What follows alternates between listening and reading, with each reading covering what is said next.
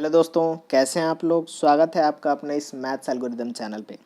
दोस्तों, जैसा कि आप लोगों को पता है कि इस चैनल पे मैं क्लास 10th का कंप्लीट मैथ पढ़ा रहा हूँ और इसमें जो भी एग्जाम्पल हैं वो सारे एग्जाम्पल और एक्सरसाइज सारा एक एक क्वेश्चन में करा रहा हूँ, ठीक है। और जो क्वेश्चन मैं करा रहा हूँ, जो बनाने के बाद जो इमेज है वो इमेज क्या कर रहा हूँ मैं, वो टेलीग्राम चैनल पे मैं अपलोड कर दे रहा हूँ, ठीक है। तो जो भी मैं बना रहा हूँ, एक एक क्वेश्चन मैं बना रहा हूँ कॉपी पे, और कॉपी को अपने नोट्स को क्या कर रहा हूँ, टेलीग्राम चैनल पे अपलोड कर रहा हूँ। क्योंकि जब एग्जाम होता है ना तो बच्चों को रिवाइज करने के लिए टाइम नहीं मिलता है, वीडियो को दो बार बार आप देख नहीं सकते ना। तो इसलिए क्या कहेंगे, आपके पास नोट्स रहेगा तो नोट्स से आप रिवाइज कर सकते हैं, उसको प्रिंट आउट निकाल के आप कहीं पर भी कंपाइल करके क्या कर सकते हैं, उसका एक सोल्यूशन बुक बना सकते हैं, ठीक है। तो खैर, आज मैं क्वेश्चन नंबर 5 से बताऊंगा। इससे पहले वाले वीडियो में मैंने क्या करा था, क्वेश्चन 4, 3 और 2 का क्या करा था, सॉल्यूशन सारा मैंने बना दिया था। इससे पहले वाले वीडियो में जाएंगे तो एक्सरसाइज 1.1 बताया था, पहले उसका एक्सरसाइज एग्जाम्पल बताया था, फिर एक्सरसाइज बताया था। वैसे ही मैंने क्या किया, इसका पहले उदाहरण बताया, फिर एक्सरसाइज में जो प्रश्नावली में जो क्वेश्चन है वो सारा मैं करा दिया हूँ। आज है 5 नंबर क्वेश्चन की मैं बात करूँगा, एक्सरसाइज 1.2 का क्वेश्चन नंबर 5, राइट। क्वेश्चन कहता है, जांच कीजिए कि किसी प्रकृत संख्या n के लिए संख्या 6 पे पावर n अंक 0 पे समाप्त हो सकती है। जांचना है 6 पे पावर n पे जो होगा, n क्या है, n एक प्राकृत संख्या, नेचुरल नंबर है, तो 6 पे पावर क्या रखेंगे, 1 2 3 4, ठीक है। ये क्या 0 पे समाप्त होगा, ये पूछ रहा है हमसे, ठीक है। तो हमें पता है कि कोई भी संख्या 0 पे तब समाप्त होती है, कोई भी संख्या 0 पे कब समाप्त होती है, जब उसका जो गुणनखंड है, उसका गुणनखंड का पेयर 2 इंटू 5 के पेयर रहेगा ना, तभी वो संख्या जो है 0 पे समाप्त होगी। 2 इंटू 5 का मतलब क्या हुआ, 10। अब जैसे लेट्स सपोज कहीं पे भी 60 लिखा हुआ है, तो 60 का मतलब क्या होता है, 6 इंटू 10 होता है, और 10 का पेयर 2 इंटू 5, ठीक है। कहीं पे 10 यानी, और कहीं पे 100 लिखा है, 2 जीरो कब रहेगा संख्या में, जब उसका 2 पेयर रहेगा, 2 पेयर यानी 10 और 10, और 10 का हमें पता है 10 का 2 पेयर होता है 2 इंटू 5 और 2 इंटू 5, ठीक है। तो 2 इंटू 5 का जब भी पेयर होगा तब हमें क्या होगा, एक जीरो प्राप्त होगा। 2 इंटू 5 का 2 पेयर होगा तो हमें 2 इंटू 5 का एक पेयर एक जीरो, 2 पेयर में 2 जीरो, इसमें क्या 2 इंटू 5 क्या रहेगा, 2 बार रहेगा, ठीक है। अगर 2 इंटू 5 का 3 पेयर रहेगा तो हमें क्या प्राप्त होगा, 3 जीरो प्राप्त होगा। तो वहीं ये पूछ रहा है 6 पे पावर n जो है, क्या ये संख्या 0 पे समाप्त होगा, ठीक है। तो आइए इसको समझते हैं और अच्छे से, ठीक है। इसको मैंने, ठीक है, क्वेश्चन दे रहा है, तो अब हम क्या कहेंगे, यदि 6 पे पावर n के इकाई अंक 0 है, मान लेते हैं कि ये संख्या क्या है, 0 पे समाप्त है, ठीक है। यदि 6 पे पावर n का इकाई अंक 0 है तो उसका गुणनखंड 5 अवश्य होगा। 5 तो होगा ही, 2 होगा, 2 भी होगा और 5 भी होगा, बट हमें क्या है कि यहाँ पे देखने से स्पष्ट हो रहा है कि 2 का गुणनखंड 2 इंटू 3, तो 2 तो है लेकिन 5 नहीं है, इसलिए मैं क्या कर रहा हूँ, 5 अवश्य मान के चल रहा हूँ, ठीक है।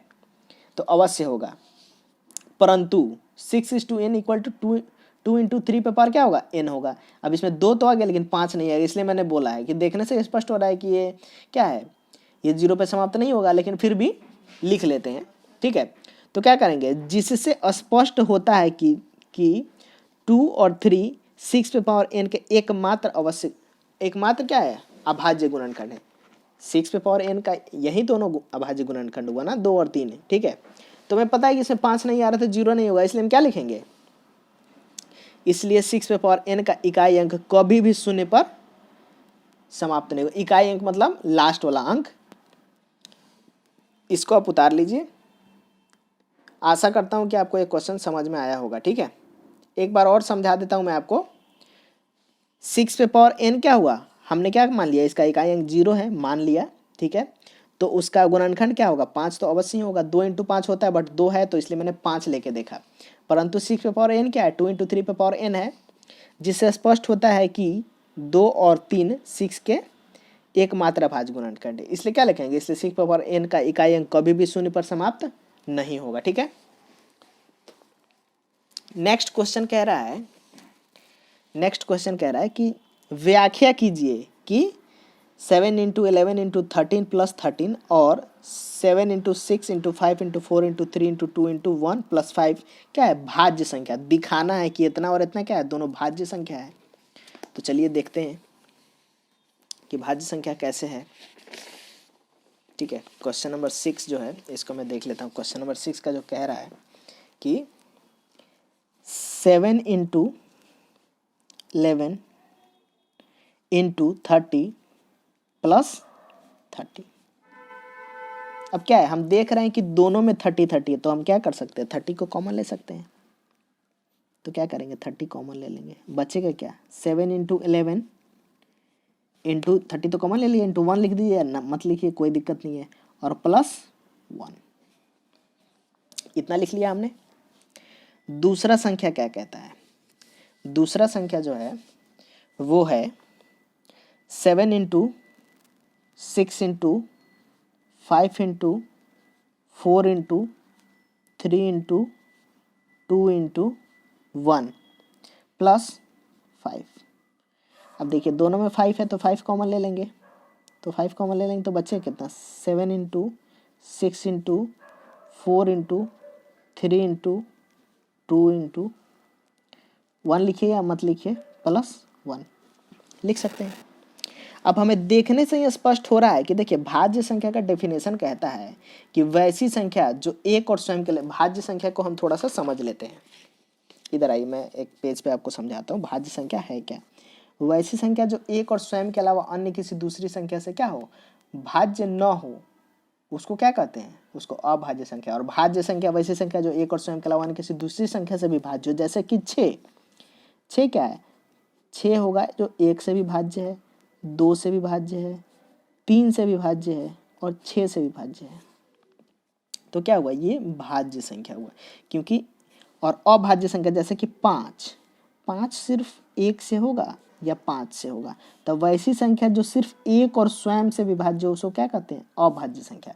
और भाज्य संख्या वैसी संख्या कहते हैं जिसको एक और स्वयं के अलावा अन्य किसी दूसरी संख्या से भी विभाज्य हो, उसको क्या कहते हैं, भाज्य संख्या। ठीक है,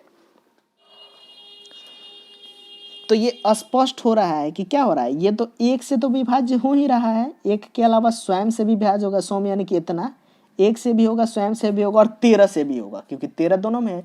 तो ये तो स्पष्ट हो रहा है। तो अब इसको क्या करेंगे, अब ये भी वैसे ये भी स्पष्ट हो रहा है, ये एक से भी होगा, स्वयं से भी होगा और 5 से भी होगा, तो स्पष्ट हो रहा है। तो इसको क्या लिखेंगे, चूंकि दी गई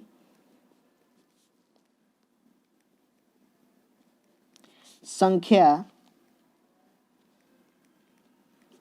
का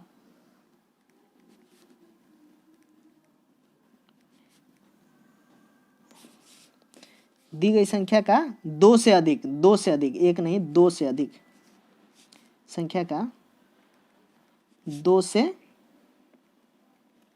अधिक गुणनखंड है। 2 से अधिक क्या है, गुणनखंड है।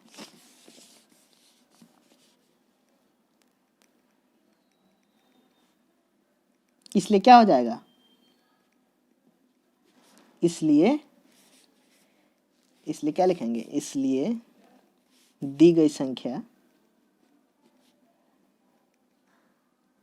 इसलिए दी गई संख्या क्या है, भाज्य है। इसलिए दी गई संख्या क्या है, भाज्य है। इसलिए दी गई संख्या भाज्य संख्या, इसको लिख दिया, हो गया क्वेश्चन, दोनों का लिखिए। चूंकि दी गई संख्या क्या है, 1 से अधिक, 2 से अधिक क्या है, 2 से अधिक गुणनखंड है। अब क्वेश्चन नंबर 7 पे आते हैं। क्वेश्चन नंबर 7 कह रहा है, किसी मैदान के चारों ओर एक वृत्ताकार पथ है। इस मैदान का एक चक्कर लगाने में सोनिया को 18 मिनट लगते हैं, जबकि इसी मैदान का एक चक्कर लगाने में रवि को 18 मिनट लगते हैं।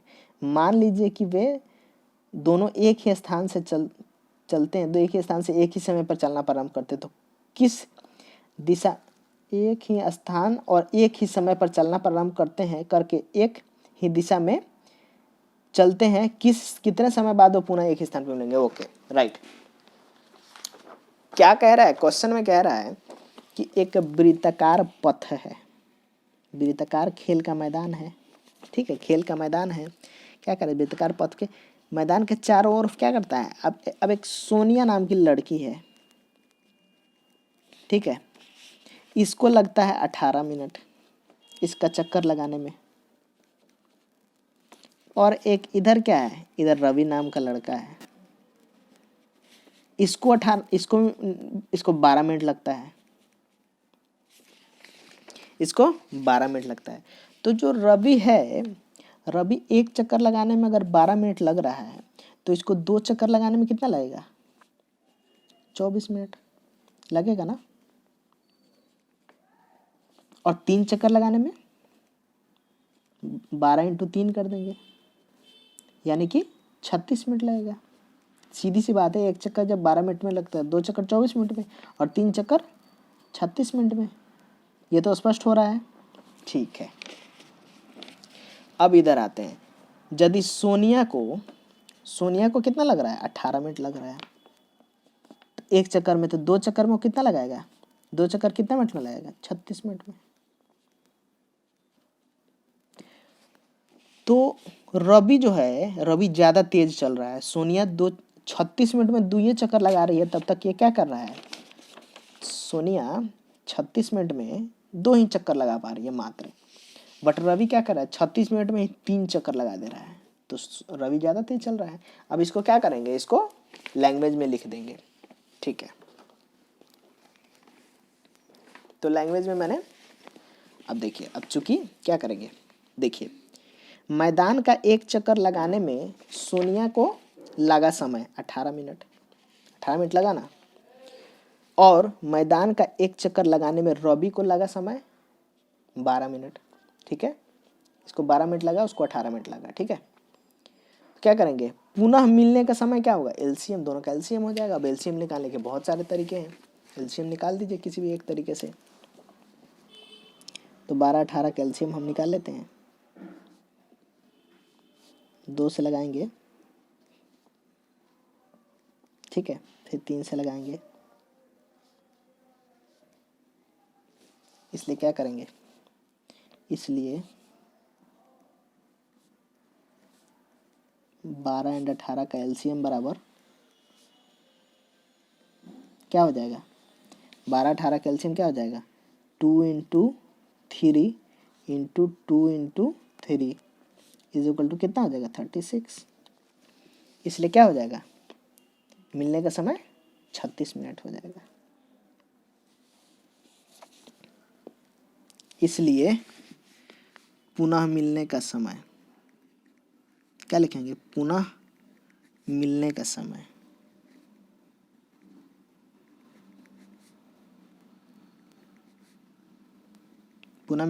क्या होगा, 36 मिनट।